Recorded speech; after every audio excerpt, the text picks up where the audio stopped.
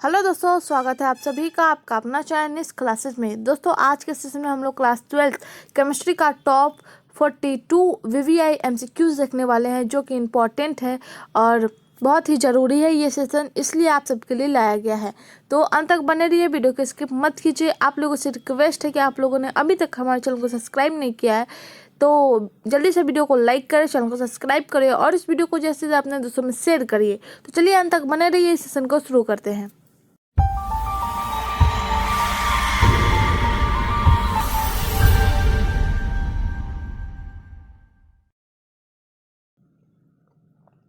तो हमारा first question है कि पायरोलिग्नियस अम्ल में रहता है। पायरोलिग्नियस अम्ल में क्या रहता है? ऑप्शन देख लीजिए, यहाँ पे दिया हुआ है 2% एसिटिक अम्ल, ऑप्शन बी में है 50% एसिटिक अम्ल, ऑप्शन सी में है 10% एसिटिक अम्ल, ऑप्शन डी में है 20% एसिटिक अम्ल। तो एसिटिक अम्ल का पहले हम लोग अगर संगठन जान लें तो हम लोग को आसानी होगी ये सब पता करने में कि इसमें से कौन सा ऑप्शन राइट होगा। तो संगठन की बात करें तो जो 1 से लेकर के 9% तक हम लोग का क्या हो जाएगा? मेथनॉल हो जाएगा। मेथनॉल का क्या फार्मूला होता है? CH3OH। तो ये जो है वो क्या है? ये मेथनॉल जो है वो 1 से लेकर के 9% तक मेथनॉल होता है। 9 से लेकर के 10% तक 9 से लेकर के 10% तक हम लोग का होता है एसिटिक अम्ल। एसिटिक अम्ल का क्या फार्मूला होता है? CH3COH। तो एसिटिक अम्ल कितना होता है? 9 से लेकर के 10% तक। बात करें इसमें एसीटोन का, तो एसीटोन जो होते हैं 0.1 से लेकर के कितना होता है? 0.5%। तो ये जो होता है क्या है? एसीटोन है। तो क्वेश्चन में देखिए कि पूछा गया है कि पायरोलिग्नियस अम्ल में रहता है, तो इसमें जो ऑप्शन दिया गया है इसमें एसिटिक अम्ल पूछा गया है। तो यहाँ पे देखिए हम लोग का 9 से लेकर के 10% तक एसिटिक अम्ल होता है। क्या होता है? तो हम लोग का राइट आंसर क्या हो जाएगा? ऑप्शन सी, 10 से लेकर 10% एसिटिक अम्ल होता है। तो हम लोग का ऑप्शन सी राइट हो जाएगा। अगला क्वेश्चन है कि शुद्ध जल का पीएच मान होता है 1, 4, 3 या फिर 7। तो शुद्ध जल का जो पीएच मान होता है वह हो जाएगा 7। ऑप्शन डी राइट है। शुद्ध जल का पीएच मान कितना होता है? 7। अगला क्वेश्चन है कि किसका ऑक्सीकरण विभव सबसे अत्यधिक है? किसका ऑक्सीकरण जो है वो सबसे अत्यधिक है? ऑप्शन में देखिए, ऑप्शन ए में दिया हुआ जिंक, ऑप्शन बी में है कॉपर, ऑप्शन सी में है Ag, ऑप्शन डी में है मैग्नीशियम, यानी सिल्वर मैग्नीशियम दिया हुआ है। तो इसमें ऑप्शन में देखिए कि इसमें पूछा गया है कि ऑक्सीकरण विभव सबसे अत्यधिक होता है। तो जैसे कि हम लोग को पता है कि अपचयन विभव का मान जब ऊपर से नीचे की ओर आता है, तो उसका जो मान है वो क्या होता है? बढ़ता है। क्या हो जाता है? बढ़ता है। तो जैसे कि ऑक्सीकरण विभव हम लोग को निकालना है, तो इसमें हम लोग अपचयन विभव का मान देखें तो अपचयन विभव को हम लोग क्या E0 से दर्शाते हैं। तो जब ये ऊपर से नीचे की ओर आता है तो इसका मान बढ़ जाता है। तो हम लोग के पास जो है वो क्या है? एक वैद्युत रासायनिक श्रेणी देखते हैं। जैसे कि आप लोग को पता होगा KNA CA MgAl, उसके बाद ZnFe Cu, इसके बाद हो जाएगा Hg Ag, इसके बाद Pt और Au होता है। तो इसमें ऑक्सीकरण विभव जब हम लोग ऊपर से नीचे की ओर आते हैं तो उसका मान क्या हो जाता है? बढ़ जाता है। तो यहाँ पे देखिए हम लोग का क्या है? यहाँ पे हम लोग का देखिए Ag का, ये Ag जो है वो सबसे नीचे है। क्या है? सबसे नीचे है। तो इसका जो मान हो जाएगा वो बढ़ जाएगा। तो इसका अपचयन विभव को हम लोग E0 से डिनोट करते हैं। तो अपचयन विभव माइनस ऑक्सीकरण विभव हो जाएगा ऑक्सीकरण विभव। तो ये जो है वो ऑक्सीकरण विभव हो जाएगा माइनस में। तो हम लोग का ऑप्शन में Mg भी दिया हुआ है। तो Mg देखिए, जब हम लोग ऊपर से नीचे आते हैं तो हम लोग के पास Mg भी दिखता है, जो कि ऑप्शन में है। तो इसको ले लेते हैं। जब ऊपर से नीचे आते हैं तो इसका मान बढ़ जाता है, लेकिन जब हम लोग नीचे से ऊपर की ओर जाते हैं तो इसका माइनस में आ जाता है। तो Mg का मान जो होता है कितना होता है? -2.37। कितना होता है -2.37। तो हम लोग यहाँ पे अगर अप्लाई करेंगे तो माइनस एप्सिलॉन नॉट का मान कितना है -2.37। और ये जो ऑक्सीकरण है वो क्या है, माइनस में दिया हुआ है -E0। तो माइनस से माइनस प्लस हो जाएगा, तो E0 का मान क्या हो जाएगा, प्लस में आ जाएगा 2.37। तो इसमें पूछा गया सबसे अत्यधिक है, माना कि ऊपर से नीचे आने में Ag का मान जो है वो अत्यधिक होता है, लेकिन जब हम लोग नीचे से ऊपर जाते हैं तो उसका माइनस में मान आ जाता है। जब हम लोग इसका मान निकालते हैं तो Mg का मान ज़्यादा आता है, क्या आता है, सबसे अत्यधिक आता है। तो हम लोग का ऑप्शन डी राइट हो जाएगा, मैग्नीशियम। ऑक्सीकरण विभव सबसे अत्यधिक किसका होता है, मैग्नीशियम का। लेकिन जब हम लोग फार्मूला पे बैठाते हैं तो क्या हो जाता है, माइनस में तो इसका मान रहता है, लेकिन जब ऑक्सीकरण इसका फार्मूला जो होता है अपक्षयन विभव E0 इक्वली क्या हो जाएगा, माइनस ऑक्सीकरण विभव। तो माइनस माइनस क्या हो जाएगा, प्लस में चेंज हो जाता है। इसके कारण E0 का मान क्या हो जाता है 2.37। तो ये प्लस में चला गया, इसलिए इसका मान क्या हो गया, बढ़ गया। तो हम लोग का ऑप्शन डी राइट हो जाएगा। अगला क्वेश्चन देखते हैं कि लोहे का मुख्य अयस्क है, मैग्नेटाइट, सिडराइट, हेमेटाइट या फिर सभी। तो लोहे का मुख्य अयस्क पूछा गया है, तो इसका राइट ऑप्शन सी हो जाएगा, हेमेटाइट। ऑप्शन सी राइट हो जाएगा। क्वेश्चन नंबर 5 है कि किसका अनुचुंबकीय आघूर्ण सबसे अत्यधिक होता है, आघूर्ण अधिक है। ऑप्शन में देखिए, इस क्वेश्चन में दिया हुआ है कि किसका अनुचुंबकीय आघूर्ण जो है वह अत्यधिक है, NO, NO+, O2 या फिर O2-। तो इस क्वेश्चन का जो राइट आंसर हो जाएगा ऑप्शन डी हो जाएगा। अगला क्वेश्चन है कि उजला और पीला फास्फोरस है। उजला और पीला फास्फोरस जो है अपरूप होते हैं, वह समस्थानिक नहीं हो सकते, समभारिक नहीं हो सकते और ना ही सम न्यूट्रॉनिक हो सकते हैं। ये क्या हो सकते हैं, अपरूप हो सकते हैं। व्हाइट और येलो जो फास्फोरस होते हैं वो क्या होते हैं, अपरूप होते हैं। तो ऑप्शन क्या राइट हो जाएगा, ऑप्शन ए राइट हो जाएगा। क्वेश्चन नंबर 7 है कि CuSO4 के घोल में लोहे का टुकड़ा डालने पर घोल का नीला रंग परिवर्तित हो जाता है। ऑप्शन ए में है काले में, ऑप्शन बी में है हरे में, ऑप्शन सी में है भूरे में, ऑप्शन डी में है रंगहीन में।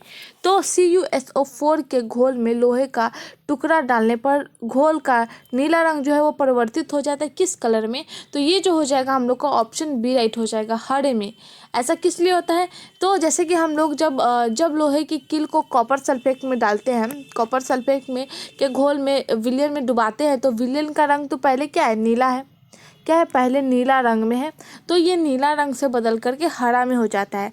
ऐसा इसलिए होता है क्योंकि लोहा जो है वो कॉपर की अपेक्षा में अत्यधिक क्या होता है, सक्रिय होता है, क्या है, सक्रिय धातु होता है, इसलिए जो है वह नीला रंग से हरा में बदल जाता है। तो हम लोग का ऑप्शन बी राइट हो जाएगा।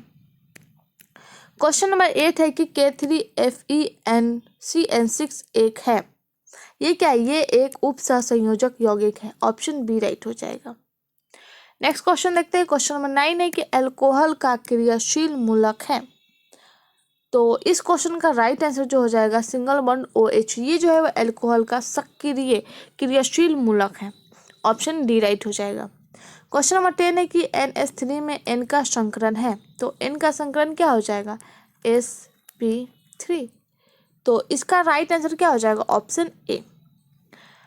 क्वेश्चन नंबर 11 है कि एक क्रिस्टल में कितने प्रकार के क्रिस्टल जालक संभव है। इस क्वेश्चन का आंसर जो है वो आप लोग कमेंट में बताइए कि एक क्रिस्टल में कितने प्रकार के क्रिस्टल जालक संभव है, 23, 7, 230 या फिर 14। तो इस क्वेश्चन का आंसर आप लोग कमेंट में बताइए। ये जो क्वेश्चन है मोस्टली मैंने आप लोग के लिए ही छोड़ दिया है। तो वैसे ये क्वेश्चन मैंने कम्युनिटी में देना चाहा, लेकिन फिर बोले कि सेशन तो आएगा ही, उसी में आप लोग के लिए छोड़ दिया जाएगा। तो एक क्रिस्टल में कितने प्रकार के क्रिस्टल जालक संभव है वो आप लोग कमेंट में बताइए। तो चलिए नेक्स्ट क्वेश्चन देखते हैं। अगला क्वेश्चन है कि निम्नलिखित में कौन सिर्फ एक ही ऑक्सी अम्ल बनाता है, कौन सिर्फ एक ही जो है वो क्या ऑक्सी अम्ल बनाता है।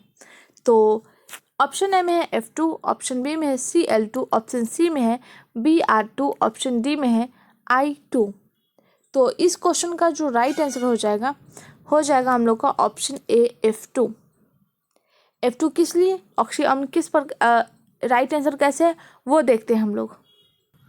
ग्रुप 17 तो क्या है, F2 है, तो लिख सकते हैं F। तो F जो है वो क्या है, FCl Br और I, ये क्या है, ग्रुप 17 के हैं, एलिमेंट सब है। तो इसमें ऑक्सीक्रम अम्ल जो बनेगा HOF, जिसे हम लोग क्या बोल सकते हैं, हाइपोफ्लोरस एसिड। सी इसमें केवल एक ही बनेगा। ये Cl के साथ जो है वह बहुत सारे बन सकते हैं, मैक्सिमम 2 मोर बन सकते हैं, मतलब ज़्यादा बन सकते हैं। जैसे में HClO, HClO2, HClO3 और HClO4, ये सब बन सकते हैं। तो इसमें जो है वह एक से अत्यधिक बन सकता है। अगर ब्रोमीन की बात करें तो ये जो है वो ये भी अत्यधिक बनाता है, एक से ज़्यादा बनाता है, जैसे HOBr। दूसरा हो जाएगा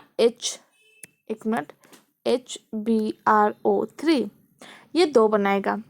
अगर बात करें आयोडीन की तो HOI, ये जो है वह HiO3 ये भी बनाएगा, और HiO4, तो ये जो है वह क्या बनाएगा, ये 3 बनाएगा। तो क्वेश्चन में हम लोग का पूछा गया है कि कौन कम बनाता है। तो जो ये जो है वह सिर्फ एक ही बनाता है, क्या बनाता है, हाइपोफ्लोरस एसिड बनाता है। ये फ्लोरीन ऐसा किस लिए करता है, क्योंकि इसमें सबसे ज़्यादा विद्युत ऋणात्मक होता है, इसी वजह से केवल ये एक ही बना पाता है। तो इसलिए हम लोग का क्या हो जाएगा, ऑप्शन ए राइट हो जाएगा, F2। तो चलिए ए राइट हो जाएगा, सिर्फ एक ही ऑक्सी अम्ल कौन बनाता है, F2। नेक्स्ट क्वेश्चन देखते हैं, क्वेश्चन नंबर 13 है कि HCl और H2O के स्थिर क्वाथी मिश्रण में होगा। HCl और H2O के क्वाथी मिश्रण में होगा। तो इस क्वेश्चन में पूछा गया है कि HCl और जल के स्थिर क्वाथी मिश्रण में क्या हो जाएगा, तो क्या होगा, 20.2% HCl हो जाएगा। तो हम लोग का क्या आंसर होगा, ऑप्शन डी राइट हो जाएगा, 20.2% HCl होगा। तो ऑप्शन क्या राइट होगा, ऑप्शन डी। अगला क्वेश्चन है कि 96,500 कूलम यानी 1 फैराडे का मान कितना होता है, 96,500 कूलम विद्युत धारा CuSO4 यानी कॉपर सल्फेट के घोल में मुक्त करती है। तो चलिए इसका आंसर हम लोग देखते हैं क्या होगा। पूछा गया है कि 96,500 कूलम विद्युत जो कि कॉपर सल्फेट के विलयन से मुक्त करता है। तो कॉपर 2+, ये जो है वो 2 इलेक्ट्रॉन ग्रहण करेगा और क्या बनाएगा, कॉपर बनाएगा। 2 इलेक्ट्रॉन यानी 2 मोल, यहाँ पे क्या हो जाएगा, 1 मोल, क्या होगा, 1 मोल, यहाँ पे 1 मोल हो जाएगा। तो जैसे कि हम लोग को पता है 2 मोल यानी 2 फैराडे हो जाएगा, 2 मोल यानी क्या हो जाएगा, 2 फैराडे। तो 1 फैराडे बराबर कितना होता है, 1 फैराडे बराबर कितना हो जाएगा, 96,500, ये हो जाएगा हम लोग का। तो अगर हम लोग यहाँ पे मान रखें 2 फैराडे और इक्वली में आ जाएगा यहाँ पे कितना, कॉपर का 63.5 ग्राम कॉपर, ये आ जाएगा। तो 2 फैराडे का मान अगर हम लोग ले तो 2 इंटू 1 फैराडे का मान कितना है, 96,500। तो और ये आ जाएगा 63.5 ग्राम। तो जब हम लोग ना 1 फैराडे यानी 96,500 कूलम चार्ज निकालेंगे तो क्या हो जाएगा, 1 फैराडे इक्वली में क्या आ जाएगा, 63.5 बटा में चला जाएगा 2 इंटू 96,500 और 1 फैराडे का निकाल रहे तो 96,500 ये होगा। तो ये कट गया, बचा हम लोग के पास कितना, 63.5/2। तो चलिए इतना आप लोग नोट कीजिए, बढ़ते हैं आगे। तो हम लोग जो है वो क्या किए, 1 फैराडे को कट किए 63.5 इंटू 2 इंटू 96,500 और 1 फैराडे का निकाल रहे तो हम लोग यहाँ पे लिखेंगे 96,500। ये कटा तो बचा कितना, 63.5/2 ये बचा। तो हम लोग के पास कॉपर कितना आ जाएगा, 31.76 ग्राम। तो ऑप्शन में देखिए क्या आंसर राइट होगा, इतना हम लोग के पास प्राप्त हुआ। जब इसको कैलकुलेट करेंगे तो हम लोग के पास इतना प्राप्त हो जाएगा। तो चलिए ऑप्शन देखते हैं कौन सा ऑप्शन राइट है। हम लोग का ऑप्शन क्या राइट है, ऑप्शन बी राइट है। 31.75 ग्राम कॉपर जो है वो मुक्त करती है, तो ऑप्शन बी राइट हो जाएगा। तो चलिए अगला क्वेश्चन देखते हैं। क्वेश्चन नंबर 15 है कि शुगर में से सबसे मीठा कौन है, लैक्टोज, फ्रक्टोज, सुक्रोज या फिर इनमें से सभी। तो इस क्वेश्चन का राइट आंसर जो हो जाएगा फ्रक्टोज। फ्रक्टोज जो है वो क्या है, सबसे मीठा है। क्या है, सबसे मीठा है। ये जो है वह मतलब ये सुक्रोज से भी मीठा होता है, सबसे मीठा होता है। ये लैक्टोज से भी मीठा होता है। ये सबसे अत्यधिक मीठा होता है फ्रक्टोज। अगला क्वेश्चन है कि तेल तथा पानी के संयोग से बना कोलाइडी विलयन क्या कहलाता है, जियोलाइट, मिशेल, पायस या फिर इमल्सन। तो तेल और पानी के संयोग से बना जो कोलाइडी होता है उसे इमल्शन बोलते हैं, ऑप्शन डी राइट हो जाएगा। क्वेश्चन नंबर 17 है कि एल्युमिनियम का अयस्क है, एल्युमिनियम का अयस्क कैसा हो जाएगा, बॉक्साइट, ऑप्शन ए राइट हो जाएगा। क्वेश्चन नंबर 18 है कि ऑक्सीजन और ओजोन है, ये क्या हो जाएगा, ये अपरूप होते हैं, अपरूप होते हैं। ये संभारिक नहीं होते, समावयवी नहीं होते, समस्थानिक नहीं होते, ये अपरूप होते हैं, ऑप्शन सी राइट हो जाएगा। क्वेश्चन नंबर 19 है कि निम्नलिखित में सबसे कम भाषमिक है, निम्नलिखित में सबसे कम भाषमिक कौन है। तो ये ऑप्शन दिए गए, चलिए देखते हैं। देखिए यहाँ पे ऑप्शन में दिया हुआ था NF3, Ni3, NBr3 और NCl3, ये दिया हुआ है। तो पहले हम लोग देखते हैं NCl3 का, NCl3। तो ये जो है जब इसमें क्या है, नाइट्रोजन जो है वह 3 क्लोरीन से क्या है, जुड़ा हुआ है। इसके ऊपर क्या हो जाएगा, 2 डॉट हो जाएंगे। तो इसमें क्या है, NCl3 में क्या है, NCl3 में ये जो है नाइट्रोजन की जो विद्युत ऋणता है वह क्या है, क्लोरीन से अत्यधिक है। क्या है, क्लोरीन से अत्यधिक है। इसमें नाइट्रोजन बड़ा है क्लोरीन से। अगला ऑप्शन देखते हैं, अगला देख लेते हैं NF3।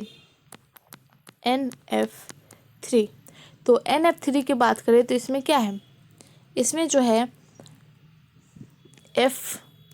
तीन F जुड़ा हुआ है, ठीक है। इसके ऊपर भी 2 डॉट हो जाएंगे। तो इसमें जो है वह क्या है, इसमें नाइट्रोजन जो है वो विद्युत ऋणता जो है वह फ्लोरीन से कम है। क्या है, फ्लोरीन से कम है। तो इसका जो बाकी अगर हम लोग बात करें NBr3 या फिर Ni3, तो इसमें भी जो है वो नाइट्रोजन की ऋणता जो है वह क्या हो जाएगा, ब्रोमियम या फिर आयोडीन से अत्यधिक होता है। तो हम लोग के पास क्या आ जाएगा, हम लोग के पास जो हो जाएगा NF3 से छोटा कौन हो जाएगा, NaCl3। इससे छोटा हो जाएगा यानी बड़ा हो जाएगा, इससे बड़ा हो जाएगा NCl3 और इससे बड़ा हो जाएगा NBr3 और इससे बड़ा हो जाएगा Ni3। यानी सबसे बड़ा ये हो जाएगा और सबसे कम भाषमिक क्या हो जाएगा, NF3। क्या हो जाएगा, NF3। तो NF3 ऐसा क्यों है, क्योंकि इसमें घनत्व जो होता है वो कम होता है। नाइट्रोजन का जो घनत्व होता है वो क्या होता है, कम होता है। इसके अंदर NF3 में क्या होता है, नाइट्रोजन का घनत्व जो होता है सबसे कम होता है। ये 3 जो है वो फ्लोरीन से जुड़ा हुआ है और इस पे डॉट होते हैं। इसमें जो होता है इलेक्ट्रॉन घनत्व कम होता है। इसमें लाइनस क्षारीय प्रवृत्ति कम होता है, ल्यूनस जो क्षारीय प्रवृत्ति होता है वो कम होता है। इसलिए हम लोग का राइट आंसर क्या हो जाएगा, NF3, क्योंकि ये कम भाषमिक होता है। अगर पूछा जाता कि सबसे ज़्यादा भाषमिक है तब हम लोग का I3 हो जाता है, क्योंकि ये सबसे क्या होता है, नाइट्रोजन की विद्युत ऋणता क्या हो जाती है, आयोडीन से अत्यधिक होती है। तो चलिए ऑप्शन हम लोग का राइट डी हो जाएगा, NF3। अगला क्वेश्चन देखते हैं कि साधारण नमक का सूत्र है, ये आप लोग को ऑलरेडी पता होगा, NaCl। क्या हो जाएगा, ऑप्शन ए राइट हो जाएगा। क्वेश्चन नंबर 21 है कि घंटा धातु यानी बेल मेटल मिश्र धातु है, बेल मिश्र धातु क्या हो जाएगा। ये ऑप्शन देखिए, इसमें कॉपर प्लस Pb की या फिर कॉपर प्लस Sn की, कॉपर प्लस जिंक की, कॉपर प्लस Ni की। तो इसमें बताना है कि घंटा धातु मिश्र धातु है किसका। तो इस क्वेश्चन का जो राइट आंसर हो जाएगा हम लोग का ऑप्शन बी हो जाएगा, कॉपर प्लस Sn की। तो किसका, ऑप्शन बी राइट हो जाएगा। क्वेश्चन नंबर 22 निम्नलिखित में किसकी आकृति चतुष्फलक होती है, क्वेश्चन का ऑप्शन ए राइट हो जाएगा। अगला क्वेश्चन देखते हैं। क्वेश्चन नंबर 23 है कि हेलो एल्केन्स में सी सिंगल बॉन्ड एक्स बंध की प्रकृति होती है। तो इस क्वेश्चन का जो राइट आंसर ऑप्शन बी है, सहसंयोजक ध्रुवीय। कैसी होती है? सहसंयोजक ध्रुवीय। क्वेश्चन नंबर 24 है कि विस्फोटक पदार्थ बनाने में प्रयुक्त होता है। तो इस क्वेश्चन का जो राइट आंसर है हम लोग का ऑप्शन सी राइट हो जाएगा, ग्लिसरॉल। विस्फोटक पदार्थ बनाने में जो प्रयुक्त होता है वह ग्लिसरॉल होता है। क्या होता है? ग्लिसरॉल होता है, हो जाएगा। क्वेश्चन नंबर 25 है निम्नलिखित में कौन जलीय KOH को गर्म करने पर एसिटल्डिहाइड बनाता है।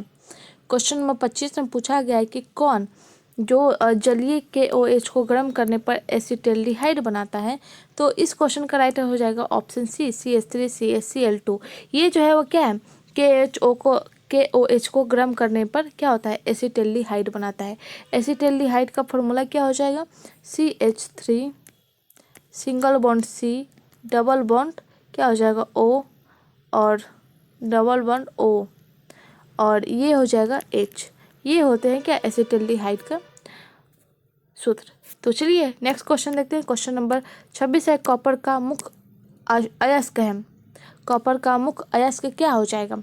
तो इसका राइट आंसर ऑप्शन है कॉपर पैराइट, ऑप्शन ए राइट हो जाएगा। क्वेश्चन नंबर 27 है कि इथाइन में पाए बंध की संख्या होती है। इथाइन में पाए बंध की संख्या कितनी होती है वो पूछा गया है। तो इथाइन को हम लोग एसिटिलीन बोल सकते हैं। तो बंध इसमें क्या है? जैसे कि हम लोग को पता है एक, यानी एक जिसमें बंद होते हैं सिंगल बॉन्ड उसको हम लोग सिग्मा बोलते हैं। जिसमें दो होते हैं, ये दो है तो एक को बोलते हैं सिग्मा बॉन्ड और एक को बोलते हैं पाई बंध। और 3 रहा तो ये एक को बोलेंगे सिग्मा बॉन्ड, दूसरे को बोलेंगे पाई बंध और तीसरे को भी बोलेंगे पाई बंध। ये तो पता है हम लोग का। तो एथी क्या है? इथाइन का क्या हो जाएगा फार्मूला? हम लोग का इथाइन का फार्मूला है CH single bond C triple bond है, ये triple bond C single bond H। क्या है? H single bond C triple bond C single bond H। जैसे कि हम लोग को पूछा गया है कि कितने पाइबंद होते हैं। तो ये दो क्या हो गए? एक ये और एक ये, पाई पाई। इसको बोलेंगे सिग्मा, इसको बोलेंगे सिग्मा, इसको बोलेंगे सिग्मा। तो पाई बंदों की संख्या कितनी है? 2 है। क्या है? 2 है। तो हम लोग का राइट आंसर क्या हो जाएगा? Option B. 27 का राइट आंसर ऑप्शन बी हो जाएगा। क्वेश्चन नंबर 28 है कि निम्नलिखित में किस धातु का घनत्व अधिकतम पाया जाता है। किस धातु का घनत्व जो है वो अधिकतम पाया जाता है। तो इसका राइट आंसर जो हो जाएगा हम लोग का ऑप्शन बी राइट हो जाएगा, PT। क्या हो जाएगा? PT। अगला क्वेश्चन देखते हैं। क्वेश्चन नंबर 29 है कि भूपर्पटी पर सर्वाधिक पाए जाने वाला तत्व है SI AL ZN या फिर FE। भूपर्पटी पर सबसे ज़्यादा पाए जाने वाला तत्व कौन सा है वो पूछा गया है। तो इसका संगठन हम लोग देख लेते हैं, तब हम लोग आसानी से इसे पता कर सकते हैं। ऑक्सीजन की जो मात्रा होती है वो कितनी होती है? 46.6% होती है। सिलिकॉन यानी SI की मात्रा कितनी होती है? 27.7%। बात करें एल्युमिनियम की तो एल्युमिनियम का कितना हो जाएगा? 8.1%। और आयरन का हो जाएगा हम लोग का 5%। तो पूछा गया है कि किसका सबसे अत्यधिक होता है। तो इस माध्यम से हम लोग पता कर सकते हैं कि किसका अत्यधिक हो जाएगा। तो इसका राइट आंसर जो हो जाएगा हम लोग क्या हो जाएगा? सिलिकॉन, ऑप्शन ए हो जाएगा। सिलिकॉन का जो है वह सबसे अत्यधिक होता है। कितना होता है? 27.7% होता है। क्वेश्चन नंबर 30 की द्रव स्नेह कोलाइडी में अस्तित्व का प्रमुख कारण है। तो इस क्वेश्चन का राइट आंसर ऑप्शन बी है, आवेश। क्वेश्चन नंबर 31 है कि रासायनिक अधिशोषण अभिक्रिया है। रासायनिक अधिशोषण अभिक्रिया है उत्क्रमणीय, अनुत्क्रमणीय, बहुलीकरण या फिर इनमें से कोई नहीं। तो ये जो है वो अनुत्क्रमणीय है। क्वेश्चन नंबर 32 है कि इथाइल एसीटेट एवं CH3 MgBr प्रतिक्रिया कर बनाता है। तो ये क्या बनाता है? ये जो है वह 3 डिग्री एल्कोहल बनाता है, ऑप्शन बी राइट होगा। क्वेश्चन नंबर 33 है कि कौन सा तत्व पिग आयरन से मुक्त अशुद्धि के रूप में पाया जाता है। पिग आयरन के रूप में, अशुद्धि के रूप में पूछा गया है। तो इसका हम लोग पहले संगठन देख लेते हैं, तब हम लोग आसानी से पता कर सकते हैं। तो आयरन में कितना हो जाएगा, आयरन में जो है वो कितना होता है 95% होता है। बात करें कॉपर की तो ये जो होता है 4 से 4.5% होता है। बाकी इसके बाद सिलिकॉन, PSMN इस सब में क्या होता है, इससे कम होता है। तो इस क्वेश्चन का राइट आंसर जो हो जाएगा हम लोग का ग्रेफाइट हो जाएगा। क्यों ऐसा किस लिए होगा, इसमें कार्बन ग्रेफाइट और सिमनाटाइट जो होते हैं इन्हीं के रूप में होता है। कार्बन जो है वो ग्रेफाइट और सीमेंटाइट के रूप में होता है, सीमेंटाइट के रूप में होता है। तो हम लोग कार्बन जो है वो क्या होता है ग्रेफाइट और सीमेंटाइट के रूप में होता है। तो यहाँ पे कार्बन नहीं है लेकिन ग्रेफाइट है, तो हम लोग का राइट आंसर ऑप्शन डी हो जाएगा। क्वेश्चन नंबर 34 है कि FeH2O6 आयरन में आयरन परमाणु पर मिलने वाला संकरण होता है। मिलने वाला संकरण क्या हो जाएगा sp3d², ऑप्शन सी हो जाएगा।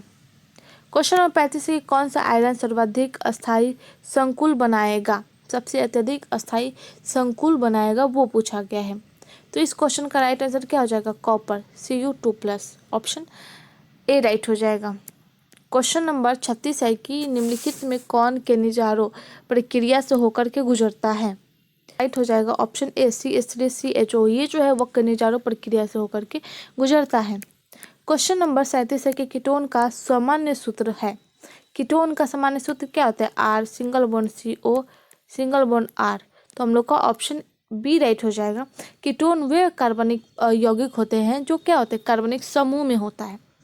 ये जो है वो हम लोग का ऑप्शन बी राइट है। तो कीटोन का सामान्य सूत्र R single bond CO single bond R। Aniline में पाई बंधों की संख्या होती है। एनिलीन में पाई बंधों की संख्या होती है 0 1 2 3। तो चलिए इसका आंसर हम लोग देखते हैं प्रयोग करके। तो एनिलीन, तो पहले हम लोग देखते हैं बेंजीन का एक फिगर बनाते हैं। ये हम लोग का हुआ बेंजीन,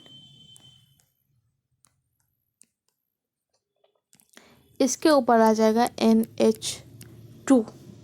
ये क्या हुआ बेंजीन हुआ। इसी को ही हम लोग बोलते हैं एनिलीन। इसके साथ NH2 जुड़ गया तो ये हो गया एनिलीन। तो हर कोने पर क्या है कार्बन है। जैसे कि हम लोगों को पता है कि अगर एकल बंध है तो इसे सिग्मा बोलते हैं, 2 बंध है तो इसे पाई बोलते हैं, ट्रिपल बंध है ये भी पाई हो जाएगा, ये पता है हम लोग को। तो यहाँ पे देखिए 2 बंध 2 बंध 2 बंध यानी 6 जो हो गए पाई इलेक्ट्रॉन होते हैं।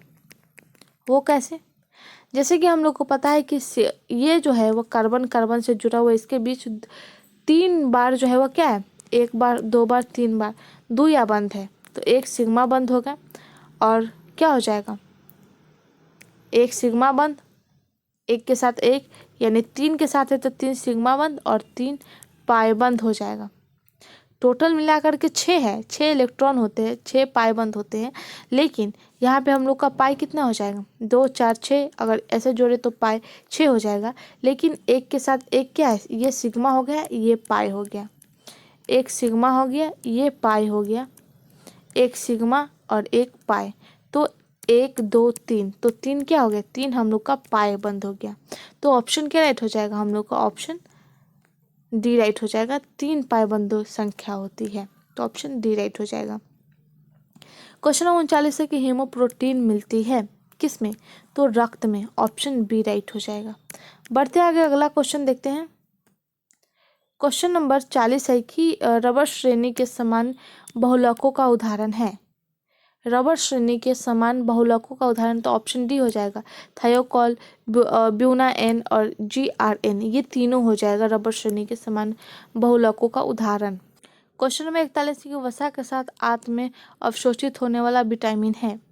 तो इस क्वेश्चन का राइट हो जाएगा ए और डी। ए और डी जो है वो क्या वसा के आंत में अवशोषित होने वाला विटामिन है। लास्ट क्वेश्चन है कि प्रथम कोटि अभिक्रिया के लिए T½ का मान होता है। तो T½ का मान क्या हो जाएगा 1/2 ये हो जाएगा 0.693/K। तो हम लोग का ऑप्शन बी राइट हो जाएगा। दोस्तों आज का सेशन यहीं तक है। आई होप ये सेशन आप सबको पसंद आया है। वीडियो पसंद आए तो लाइक करें, चैनल को सब्सक्राइब करें और इस वीडियो को जैसे अपने दोस्तों में शेयर करिए। तो आज के लिए बस इतना ही। धन्यवाद।